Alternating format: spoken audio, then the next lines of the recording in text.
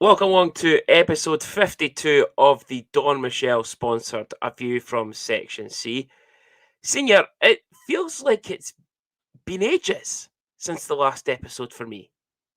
Uh, Kim, what? I think you're maybe just missing out because you weren't at the There was games at the I wasn't weekend. at the That's games. maybe I it's think what it is.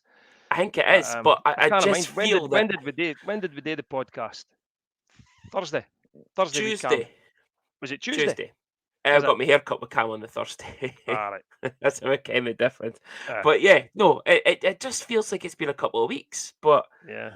um, And it feels even weirder doing it on a Wednesday morning. aye, afternoon.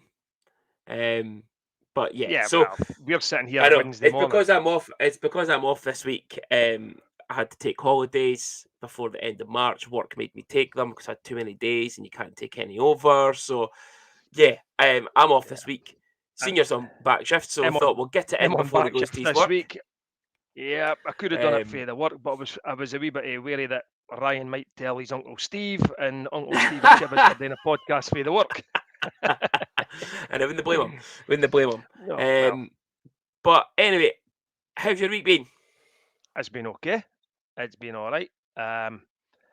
Was working for him last week, obviously. What happened Yep. with the dog. But back to work this week, and it's just a normal shit fest.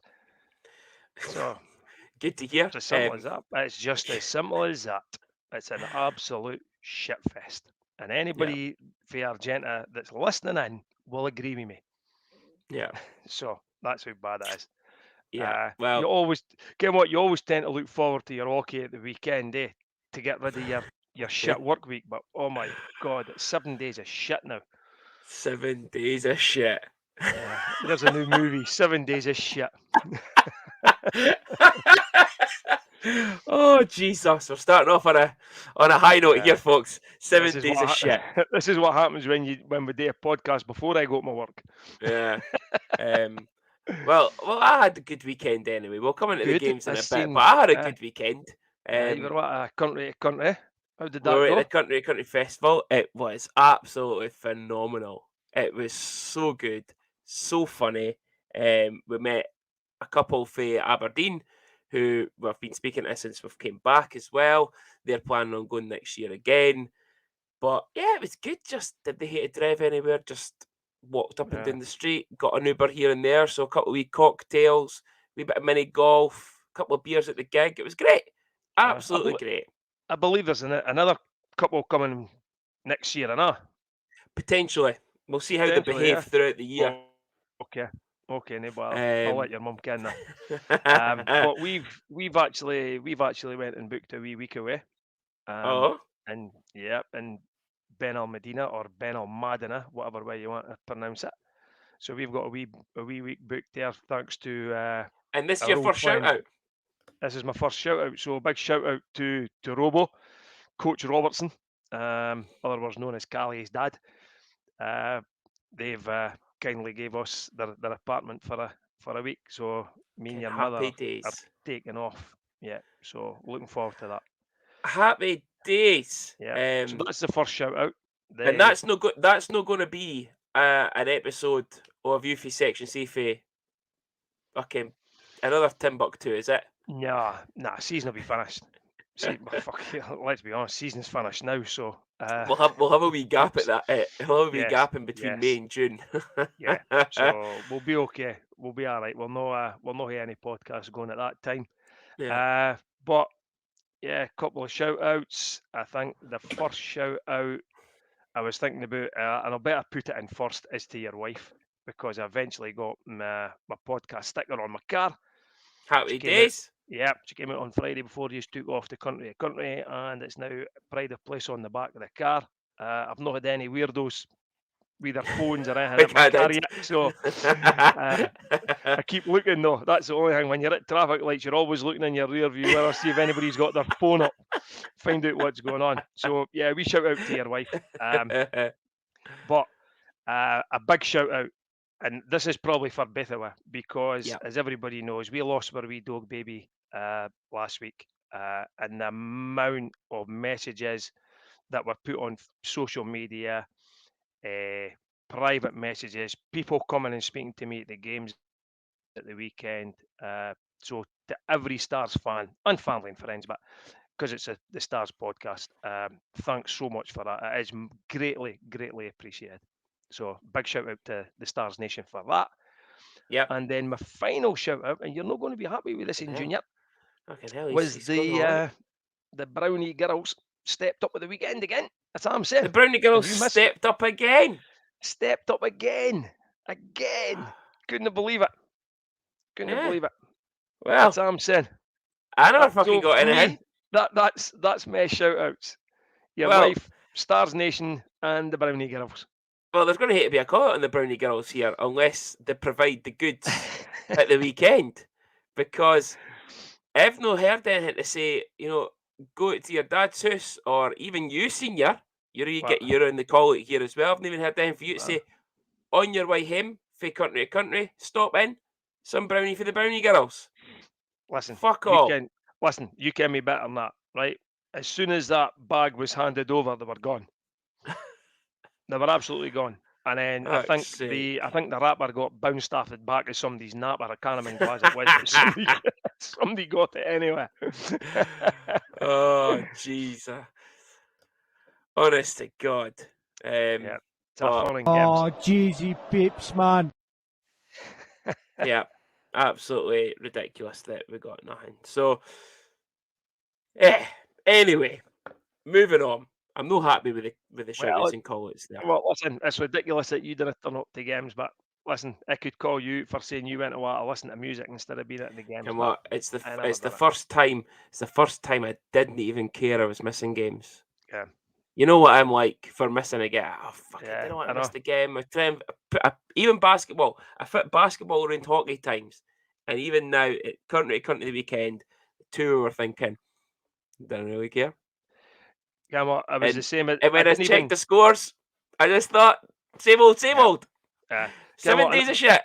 Normally, I would be texting you all the way through the games, and I just thought, come on, I'm leaving texting you. I think you text me first. Yeah, so probably. I knew you'd sort of keep track of the score as such, but yeah. Aye. So let's move on to our the 51 Club sponsored game reviews. So the Stars had a home double header at the weekend, so 2 games that I missed. First up was on Saturday night was the Guildford Flames. So Logan Fredericks got the Flames off to won the lead halfway through the first period at 12:54. Stars with the quick goal at the start of the period, 21 minutes exactly. Johan Eriksson, assisted by Soke and Folk. Stars took a 2-1 lead through Dryden Dow, assisted by Bariga and Reinhardt at 35:42. And then the collapse happened. Peter Srinella at 36:38. Daniel Tedesco at 37:36. And then Srinella got his second at 57:26. And then his hat-trick. I've been waiting to say this bit. He got his hat-trick at 58:06 when Britton just abandoned the net. Skated off. I've had enough. I'm sorry. I think this person listens to the podcast, but I've just seen all the arguments about it over the last couple of weeks. I just can't help but laugh about it all. That was so funny. Yeah. Come up. I got a message. This morning from Hunty because the Penguins were playing last night, right? And the Penguins got beat, believe it or not, from Montreal, and it was 5-4. And I'm watching the game this morning, and I looks up and I'm like, Casey DeSmith's just abandoned his net as well. And I'm thinking it must be catching on. The goalies have had enough. They're just skating off. And lo and behold, Montreal scoring the empty net. Couldn't believe it. I'm like, Casey, what are you doing? What have you abandoned your goal for? That was so funny. That was. It's maybe somebody new, and they just they're maybe just they've been going for a while. But yeah, a 5-2 loss for the Stars on Saturday night. Obviously, I can't really give any kind of reviews here So No, this but this segment's all on you. A whole segment again for yourself. for myself, right, it was never a 5-2 game. Right, I'll say Okay. that for the start. Right, it was never a 5-2 game. What cost us was these 2 goals at 36 something and 37 something. Whenever Yep. the goals come in, Junior, right? That's what cost us the game. Right at that point. If we'd have went in at 2-1, I'm telling you now, we were winning that game.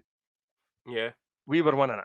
Because when Guildford go 3-2 up, we're then chasing the game. And we just Yeah. we just couldn't we just couldn't. Again, for me, fitness doesn't look as if it's there. We start really well with we forecheck well, but as the game gets longer and longer, players begin to go further back. We end up playing on our heels, as some of the NHL commentators say. Yeah. Ericsson's goal, lovely goal, like really good goal. But the standout for me again was Britton. I thought the lad, Yeah. he played really well. He did not deserve it, and they get the goal later on. It's a bit of a scrappy goal, but and then obviously he decides, I've had enough. I'm going to go and skate and sit on the bench beside Anton, and the boy fires a puck in the goal.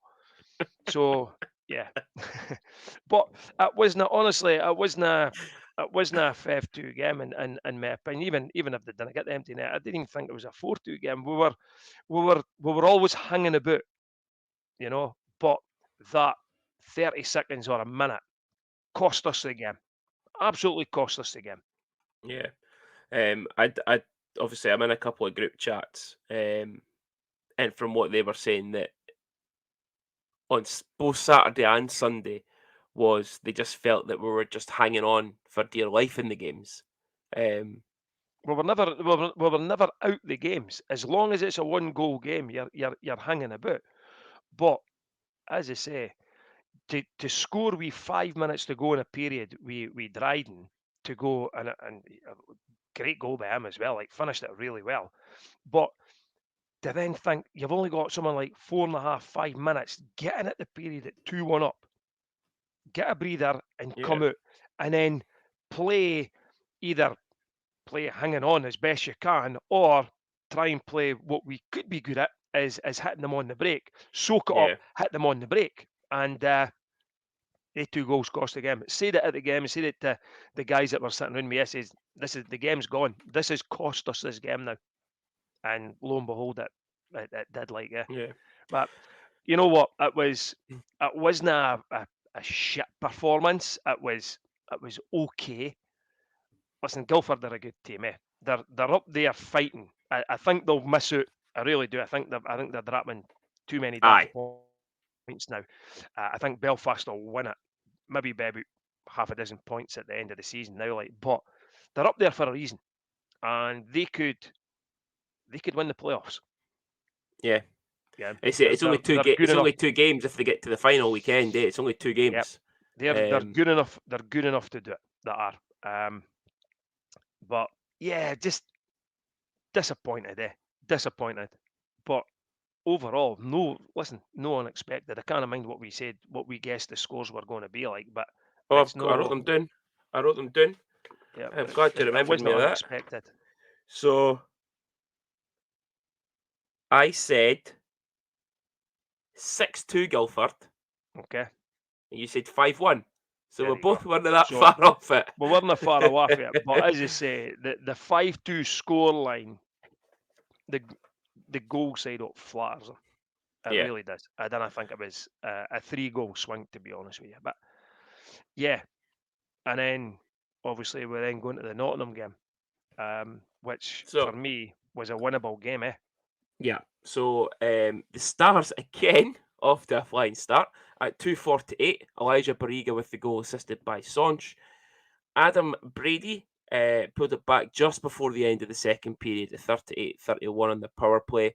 And then at 57-22, just a few minutes left in the game, Kelly Summers gets the game-winning goal for the Nottingham Panthers, and that came right after. I'm pretty sure we've not spoken about your good, bad, and the ugly. Pretty sure you're I'm, going to touch on it, and no, I'm not. Okay, I'm going to No. speak about it now myself then. Go for it now, because Yet again, I've got an idea what you want to say. came right at the end of a penalty for too many men on the ice. Correct. 2 games, so 2 games in a row at this weekend, so 1 in both games. I'm pretty sure Yep. that's now 4 or 5 games in a row that we call for too Yep. many men on the ice. And Yep. we spoke about it last And week. that's how it's known my good, my bad, not ugly, because I'd be speaking about it every week. Yeah, we You would just spoke keep about saying the same thing. about it last week, and again, it comes down to the changes. But we've Yep. changed the D pairing again at the weekend. When Yeah. I saw the starting 6 come up, I think it was Dow and Verrier back together again. Now with very And I was back like, together. why we changed that again? Like, It was okay, they Leisman. work. Yep, Leisman and Moore and Fraser and Ingalls, I think it was. And I'm going to tell you, that is the best pairings. That is the I best think, pairings. you know what? I think obviously I've not seen any of the goals. I've not seen any of the game at all. But was it potentially a decision made based on Fraser making too many mistakes at the back end and him and Leidesman maybe not being on the same page? So let's split them up. Yeah, I don't know, I, because I, you know, I can't mind what game it was. Remember, there was maybe a couple of games he done it. He tried to ring it round the boards, remember? uh-huh. And it got intercepted. Well, that's what happened in the Guildford game. And that's how they got their empty netter. He fired it round and the boys just standing there and they went, oh, thank you very much, bang, goal. Exactly the same. Strange one that he's on the 6-on-5. Yep. It was maybe just the way it happened. Interesting. But yeah, that's no slight on him. But I think the pairings, I think Dow and Verry work really well together.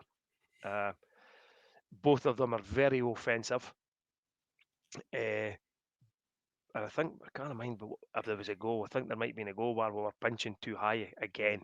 But this seems to be the tactic, that we're pinching too high. But the Nottingham game, Mhm. that was, honestly, Junior, that was fucking soul destroying.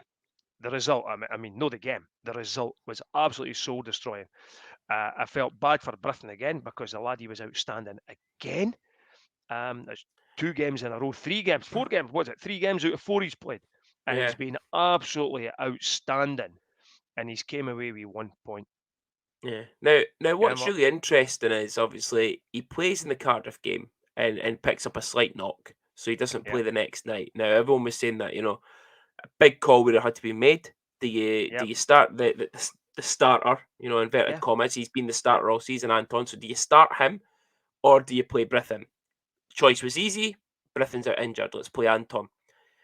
I wouldn't necessarily say Anton was bad in the. I can't think what we played now. What did we play on the Sunday? What did we? Cardiff. Cardiff We've just. away. Was it Manchester? No. I can't mind. Can't mind. Anyway, he didn't necessarily play bad. Glasgow. Oh, it was Glasgow. That's right. He didn't necessarily play bad. And then obviously Britton back in training, surprisingly, because everyone said it was a broken rib, it was a bruised rib, it was this, it was that, it could have been anything. So only a slight knock by the sounds of it. And it was a surprise to see him, and a happy surprise. To be honest, it was a happy surprise to see him in the goal against Guildford. And I thought maybe they're splitting the weekend. And then he starts him again on Sunday. And I was like, has the tide now turned of listening to the fans? Because the fans have been pushing for Britton majority of the season to play more games. I'm not too sure Jeff listens to the fans, right? He's listen. People think that when things happen, that the coach listens and to the fans, right? The fans are the coaches. That's his job, right? Our job is to go to fucking Argentina or whatever. That's it, right? That's our job. I wouldn't be listening to Jeff Mason coming in and telling me what he thinks we should be doing in our work, because it's not his job. We all think we know what we're doing as coaches for the stands. I don't think it's fan pressure. I honestly believe it's based on performance, and didn't be surprised if until Britton has a bad game. And I say that at the weekend, I'm not 100% sure Anton will start another game for us this season. He may, because it's just come to us. We play Sheffield tonight. Yeah. Then we've got 2 games at the weekend. Then we've got Nottingham at midweek again, and then we've Yeah. got 2 games again. So I think at some point Anton is going to play. Yeah. Right. But if you think back to last season, and everybody was speaking about this, last season it was around about this time when Britton had to come in for Mo. Yeah. And look what he done then. And guess what? He's done exactly the same again. Yeah. So, Yeah. but the Nottingham game was a fucking killer because we should never have lost that game. Yeah. That's got to be the worst Nottingham Panthers team I've seen. Oh, even from the first game, I seen it when Yep. Ricci had his first game for them against up here, and they were fucking diabolical. brutal. They're brutal. terrible. And I'm Ken, what I should have done this at the start because it's just came to me about a fucking call out. At the Nottingham game, who on earth, right, picked the man of the match because the 2 goalies were fucking outstanding. DeBow and Priest were outstanding. Priest comes in at, I think it was 92.75, Mhm. and DeBow comes in at 95%. Mhm. And the goalies didn't get it. Shocking. The guy Mike Caruso got it, and I always look at the team when it gets announced, and the guy Caruso, his teammates are that were all looking one, and I think it was Matthew Myers went, "What the fuck?" And you seen him Right. clearly, "What the fuck?" Because I So think they knew you look at the the goalie. game. It was Brady assisted by Myers and Hammond, and Summers assisted by Welsh. So it's even like the Yeah, boy Caruso got any points. nah, he done that. He played the game. He They played probably the forgot. game. Hospitality probably forgot that to pick man of the match for Nottingham. Just went, Yeah, just pick him. I like his name. yeah. The um, two goalies. That's how it was only a 2-1 game uh, because of the goalies. one thing I was meant to ask you is, Ricci better behaved this time? Come on, Richie, he was playing on D. And come on, he just played his game. He played his game, and then the young team were full of the drink at the end of the game, and they started gaining it. So he started gaining it back, and then he got tapped on the fucking shoulder by Corey Nielsen and told, "Shut the fuck up, Richie." Love it. He got to be tapped, but yeah, come on, the guy just played his game, and then So, for no you, antics. man of the match, both games. Well, see on Sunday, definitely Prisa, definitely. And on Saturday, I had split it either between Priest or Dow. And when the empty net goal was in, I was up and away because I wanted to get him for your mum. And a text, I think it might have been Mikey Kidd or Hunty that had text, and they told me it was Dow that got man of the match, I think, against Guildford. So, yeah, it was 50-50 between Priest and Dow. But Sunday, Priest, head and shoulders. Absolutely head and shoulders. Yeah. So, yeah. That's fine. Sorry, I'm being really unprofessional here. I'm actually having to message fucking the noticed. Amazon. I'm having to message the Amazon driver because he's 6 stops away. All right. And what? So I don't really want to leave the bloody call to walk all the way down the stairs during the fucking show. So Shocking. Fucking unprofessional as fuck as this usual. is the league table as it stands. It has gotten worse for us. There is now a gap of 7 points between ourselves and Fife, with the Stars on 3 games in hand. 8 points between us and Glasgow, and we still have 4 games in hand. Manchester have qualified for the playoffs now, so it is a 3-horse race, as we said last week, for the final spot. Yeah, Senior. I'm going to be really negative here, right? It's a 2-horse race. Oh, I think we've all The said third that. horse is finished. Yeah, third horse is Yeah. flogging now. Yeah. I was speaking to our old podcast pal, Mikey Kidd, and I don't know if you'd seen there was a wee video come out with Jeff on Radio Tay or whatever it was, and he says, yeah, blah blah blah blah, and the season's basically still going on, and I'm thinking, I looked at the games, right, and I think we've got 5 away. 4 away. We've got Sheffield, Nottingham. Coventry, Nottingham, Guildford, Fife. Five Yeah. games, right? And out of them, I could see us winning one game, and Yeah. that'll be Fife. Yeah. Yeah. The home games are Coventry, You got Coventry. Guildford. You've got Guildford again because it's a home and home again. You got Yeah, so it's Belfast. Coventry, Guildford, Belfast. Yeah.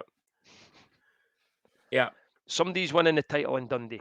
I know. I know. Somebody's winning the title in Dundee, and out of that, I'm looking at it and I'm thinking we might beat Coventry, and it'll depend on what Guildford are like at that point in the season. Yeah. They might just relax a wee bit, give the back up a bit of ice time, and get their goalie sitting on the bench. Yeah. It really concerns me. But for me, for that league table, it's a 2-horse race for that 8th place. Yeah. So good, bad, and the ugly.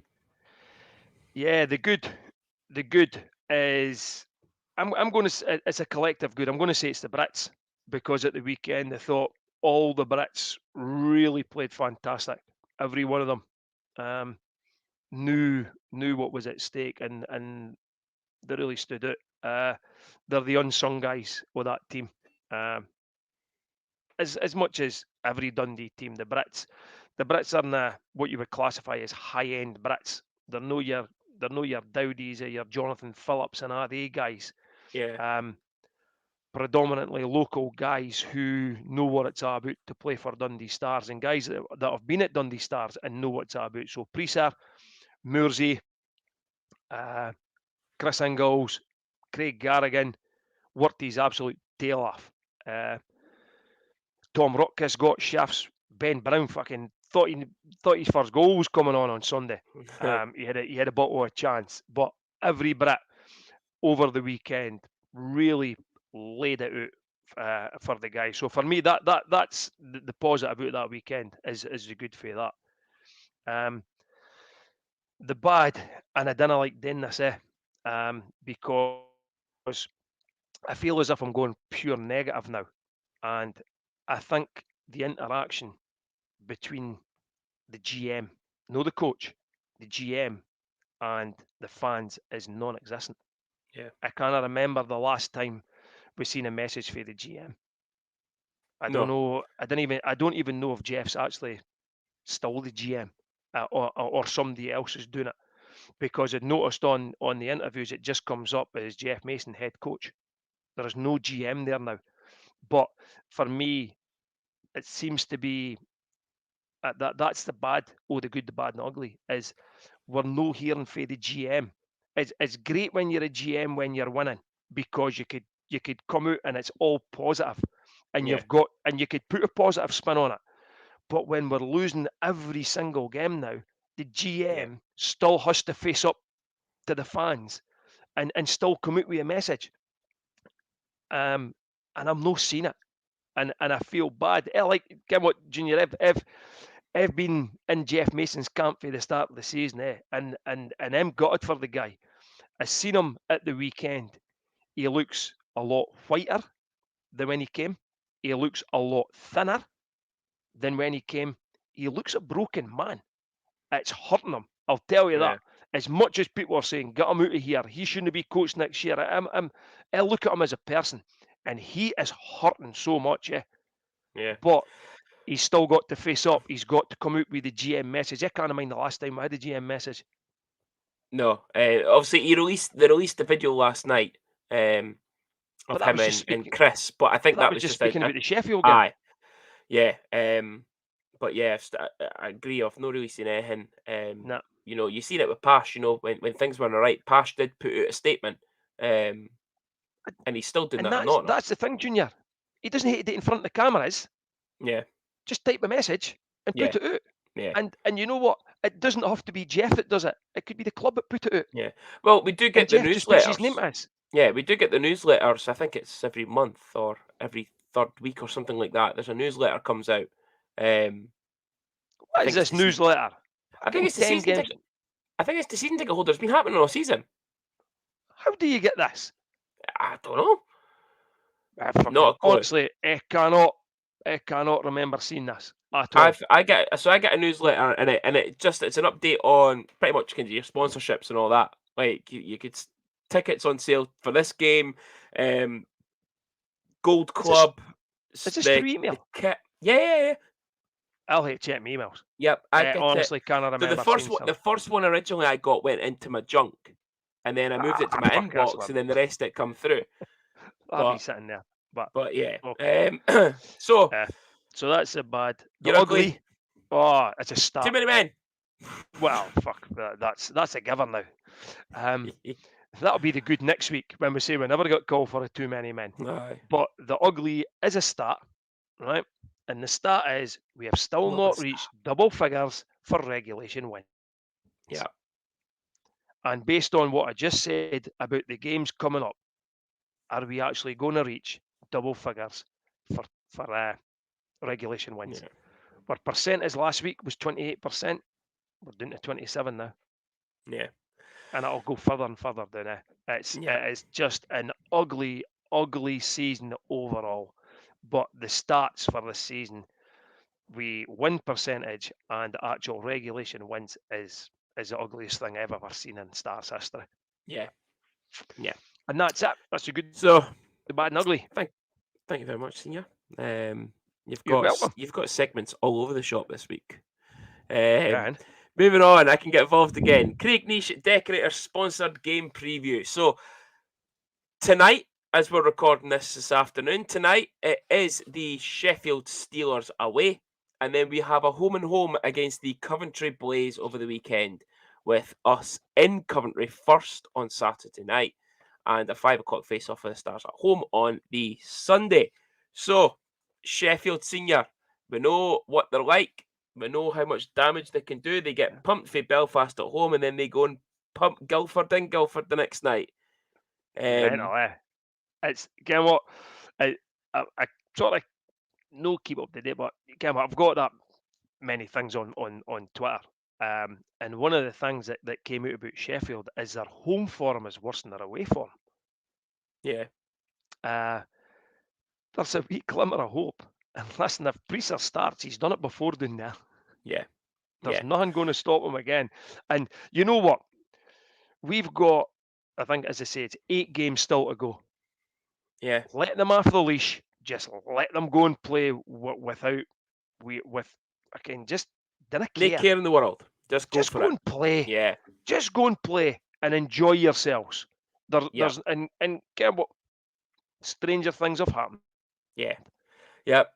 So guys like Ciampini, Petgrave, Allen, Neumann, your good pal Robert Dowd, Littell. It's a tough ask. The scary thing is that this might be in the Dowdy's worst seasons. I know. Okay. So yeah, tough game Wednesday. Maybe he's playing shit this season. He'll get gassed and we'll sign him. Hope so. I take him. You know, maybe when they take him over, you know, Craig Garrigan or Tom Fruckus or that, he might be our fourth line Brit. He might be. Well, he might be the centre for the two guys. Possibly. But yeah, it's a tough game on Wednesday. You know, and as you say, I'm hoping that the Brits keep getting the ice time that they're getting. Yeah. Because what have we got to lose? But 2, I think they're deserving of it. They've been deserving of it all season. And I actually think this year our Brits have performed better than in previous years. Yes, I think definitely. Garrigan stepped up his case this year. Tom's, I kind of still feel for Tom's at times because he doesn't get the ice time. When he does, puts it all on the line. Yep. Griffin, we've just spoke about him.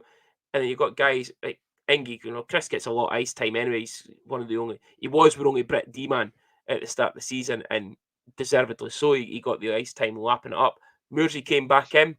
What can you say about Mursey since he come back? Oh, so amazing. He has. Craig Moore has improved so much in that wee time that he spent doing playing with Nottingham. His whole demeanour on the ice has totally changed. The problem you get is with the shit season that we're having is trying to convince these guys to come back, especially guys like Priester and Rutkus.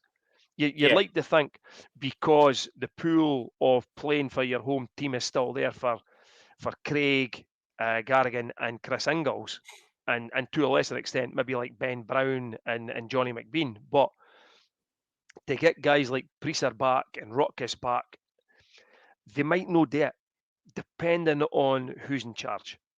Yeah. Because they'll look at the ice time that they might have been promised and it's never happened. And in Tom's case, you're now sometimes sitting for an import D-man playing on the wing. I'd I'd rather roll with 7 D-men. Yeah, I'm gonna come into another segment after this game review, game previews, and I'll touch on that about players coming back and stuff and import D-men and that. But yeah, so tough game Sheffield tonight, and then you've got Coventry over the weekend, and that's just as tough for me. Always been a bit of not so much in the Elite League days, but certainly for us fans that were around in the BNL, it's always a big game for us, Coventry. You know, it's always still. I still think there's that rivalry there. You've still got the rivalry with Baldy himself. Stoney is going to come to the game on Sunday, he says, because Baldy's there. But you look at their team, and they're a solid team this year. I think they should be higher than what they're actually at. The way they started the season, they kind of fell off at times, but they're the same. They win sort of big games and then lose daft games. Yeah, but for me, Curran and Tolberg are probably their two biggest danger men. I think that both of them are near enough a point a game. I think Curran's 47 points in 48 games, and Tolberg 46 and 48. So they're nearly a point a game. I know that Tolberg is the fourth top goal scorer this season in the league as well. So they're a good, consistent game. Yeah.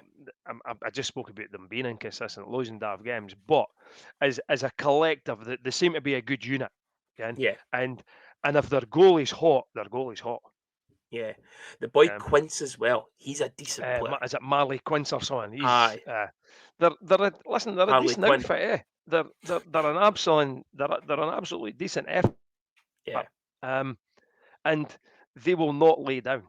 And No. you can what Danny Stewart's like. Danny Stewart does not like coming. Fucking hates us. not like coming to Dundee. He didn't like coming to Dundee with any of his teams, and he loves it when he puts one over on us. Absolutely loves it. Is that also when he killed the Vipers? Yep, didn't matter what team he was at. He got so much stick thrown at him that he loves to beat Dundee, especially in Dundee. Again. But looking at it, I'm probably thinking lose tonight, lose on Saturday, and I'm going to say we're going to win the home game. I'm going to throw it out there. Score predictions. Right. Yeah, Ken, I've just contradicted myself again because I thought we'd maybe only win one game. No, I did say Coventry, didn't I? So, right, Sheffield will win 6-1. 6-1. Coventry games. Coventry away. Coventry will win 5-2. Yep. And Coventry at home will win 4-2 with an empty net. Is that after their goalie abandons the net? That's when their goalie will probably take off. If it's 3-2 and he's heading off, it'll be about a minute and a half to go. You'll be like, I'm going to put the showers on. So I was actually going to go 7-1 Sheffield. Okay. I am going to go 6-1 Coventry. And then 4-1 Coventry. Okay. I just kind of see us scoring goals just now. Yeah. The goal scoring's dried up. Yeah. And so Senior has us on a 2-point weekend. Yeah. I have us on a 0-point weekend. One thing, right? We're speaking about goal scoring there, right? Is that I think it's dried up since Semyonovs hasn't been playing. I think Barriga and Sonchev went off the boil a wee bit because Semyonov's not been there. One question that somebody asked me at the game, and I can't remember who it was, right, was we keep getting this too many call penalty. And is it because that Jeff is trying to. You've got an odd number of D men, and which makes your forwards look a daft number, and he's trying to control everything. Why is Semyonov's no standing on the bench? Yeah. Semyonovs could run the forwards. Jeff could run the D, but have overall control. Mhm. Colin Joe was out injured. Colin Joe stood on the bench. Craig Moore was out injured. Craig Moore stood on the bench. We've always done that. I didn't understand why Semyonovs is no on the bench. I don't get it. Because No. look what liked in Cardiff. Jeff gets kicked out. Why's on the bench early? What the fuck? You've got a Coach player. Early Bev. You've got a player still getting paid by the club. At least fucking stand on the bench. I just I didn't get it. Yeah. Anyway, next segment. I've just done this in senior because it reminded us about it when we're speaking about the Brits and stuff, and it's actually a fan viewer question that's come in to the show this week. No. Somebody actually asked us a question. Yeah, regarding Elite League rumours. So who asked the question? It was a Fifer. Oh, for fuck's sake! So it's Even not a a Dundee Stafford. fan. It was a Flyers fan. So this person has got in touch and asked us, what are your thoughts on the highly rumoured additional import being added for next season, allowing teams to ice 15 imports?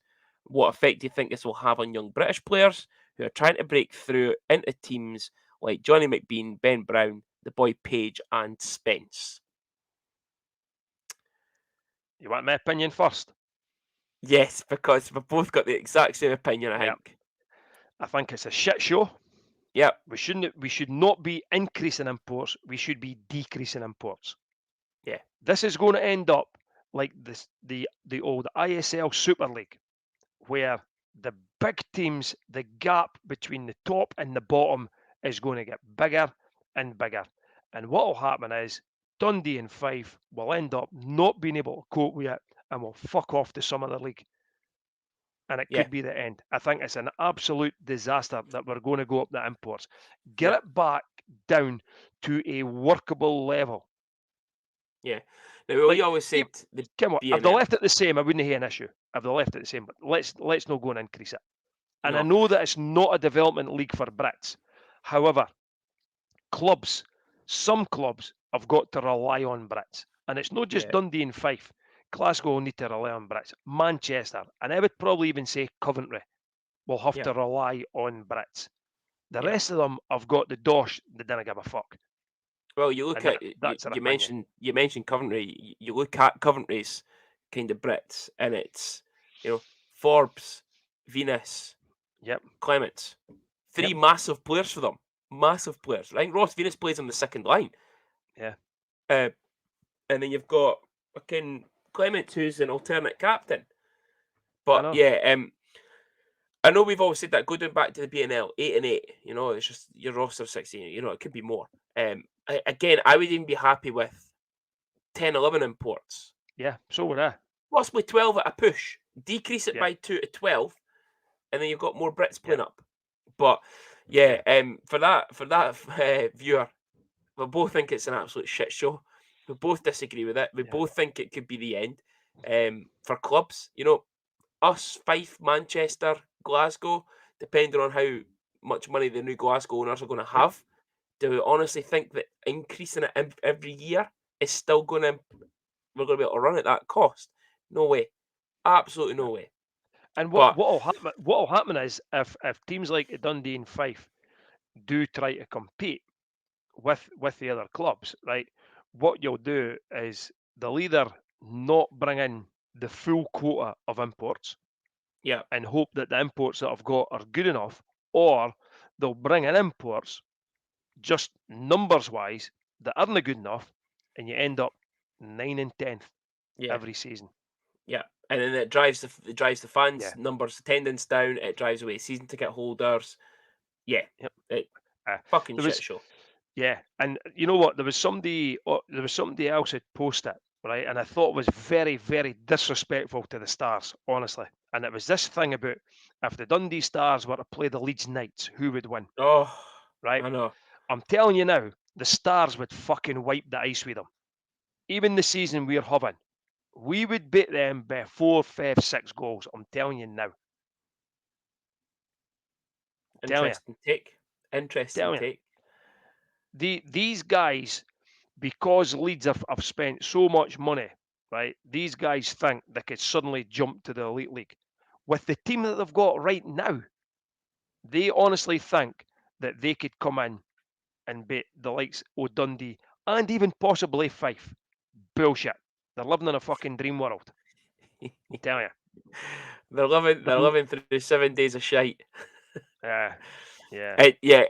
Listen, we'll all have reviews on the season stuff, and we'll all have reviews on that. But to even compare it with two different levels, you know what I mean? It's. But shock horror, it was probably an English Elite League fan. It was, and I'm going to. I might get corrected on this. I think I might have even been a fucking Sheffield fan. I'm not 100% sure, right? But to even come out with that, I just thought was so disrespectful to the club that, the bottom team's Dundee. How do you think they'd got on against the Leeds Knights? I'm telling you, they'd fucking wipe them. It's only one way to find out. Let's get it organised. Fucking bring it on. Centre ice. You get home advantage, though. Get it at the border. Outdoor classic. At the border. Fucking have it. Yeah. So on this day, the 15th of March, we only have two things on this day. There's no signings, there's no leavers, there's no contract extensions, there is no birthdays. There is a cat rubbing its head up against my fucking leg right now, trying to get my attention to get him fed for lunch. Okay. But there's two games. So in 2015, the Elite League website decided to do its thing and give us no goal scorers again. We lost to the Fife Flyers at home by 8 goals to 4. No fucking hell. And in 2019, we won in Glasgow at the Braehead Arena. We beat the Clan by 5 goals to 1. Goals from Matt Bissonnette, Matt Marquis, and a Lucas Lundvald hat-trick. Oh, outstanding. And I even think that was the game that Lundvald's celebration was the point at the goal right in front of Toby Craig. Yeah, I think it might have been for disallowing him the goal the night before. So speaking of Matt Bissonnette, I didn't know he was still playing in Britain. Yeah, he plays down in basically that EPL, the NIHL, whatever it is. Whatever it's called. He's playing down there. I've seen his name popping up a few times because obviously I keep an eye on Bristol just with Cali being there. Yeah. And they must have been playing. They seen Bissonnette coming up as a goal scorer. I was like, wow, I fucking never even knew he was still there. Yeah. So, but 2 games on this date. 1 win, 1 loss. We're 50%. Stars in Sheffield tonight. You could improve that stat for the 15th of March and make it 2-1 in our favour. Yeah. Or you can lose it, make it 1-2. We'll see how it goes. But that is us for this week. A very early midweek episode for us due to me being off work. It's absolutely great. It's a tough week for us again, though. Senior, Sheffield, Coventry twice. That's a tough one. But guess what, Junior? We'll still be sitting in our seats on Sunday. We will. Nothing else for it. Yeah, we will. Hopefully sitting in our seats with brownies for the brownie girls or donuts for the donut boy. You sound like you're begging, but everybody does want to bring stuff. Feel free. Well, in fairness, listen, you put a bet on with Mikey Kidd this week and fucking lost it, so I'm not getting the selection of baked goods for Lidl. Because I said we'd win it.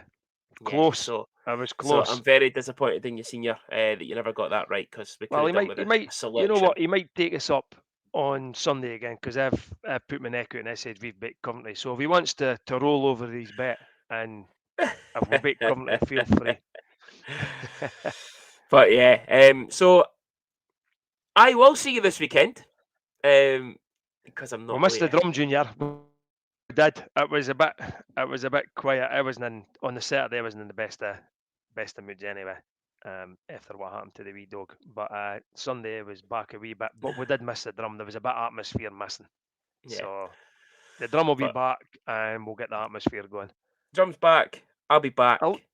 At least we'll get to sing "Please Release Me." Aye, and Stoney Give gets it to a shout good Baldy for the Hill game. Yeah. So we will both see you on Sunday, and here's hoping that next week we have at least one victory to discuss. We'll speak to you soon.